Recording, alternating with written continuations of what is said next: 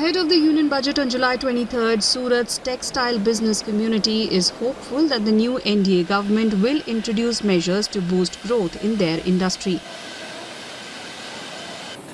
In addition to reduction in GST, the community is seeking changes to Section 43BH of the MSME Act, which penalizes late payments.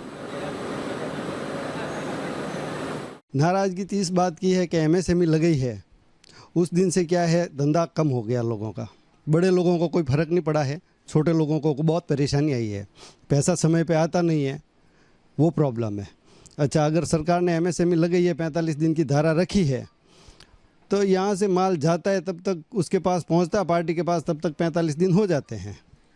तो government से ये request है, अगर हम माल देते हैं और 45 दिन से पैसा नहीं आता है, अगर डूब भी जाता है तो फिर उस पैसे की जवाबदारी किसकी है? कपड़े के ऊपर 5% है, लेकिन 1000 के ऊपर लहंगा हो जाता है स्टेज, उसके ऊपर 12% जीएसटी लगती है। तो ये कई बार कंफ्यूज पैदा करते हैं। तो हम चाहते हैं कि यहाँ का जो सूरत से कपड़ा बन के जाए सबके ऊपर 5% ही जीएसटी रहे।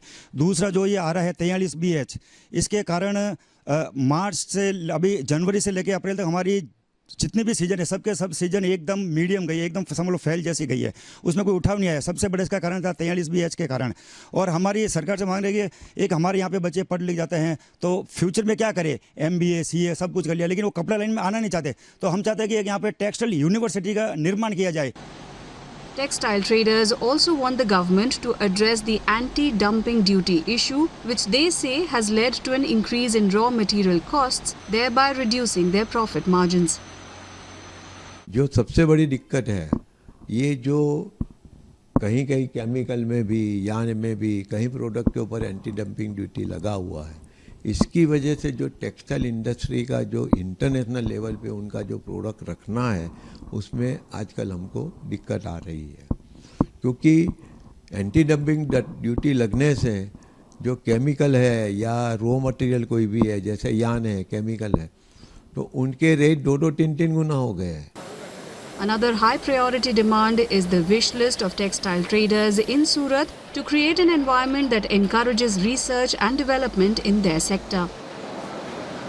हमारी डिमांड काफ़ी टाइम से है टेक्सटाइल यूनिवर्सिटी की कि यहाँ पे बच्चे पढ़े और आगे इस व्यापार में आए। तीसरी हमारी छूट R&D रिसर्च एंड डेवलपमेंट एक केंद्र बनना चाहिए जिससे यहाँ नई नई किस्मों के ईजाद हुए। जैसे आज केले के पत्ते से भी कपड़ा बनता है, तो कई तरह के कपड़े बनेंगे तो धीरे धीरे मंडी विकसित होगी। तो कुल मिला के आशाएँ काफ़ी है। मेन आशा है वो MSME रिलेटेड 43BH सेक्शन को लेकर है।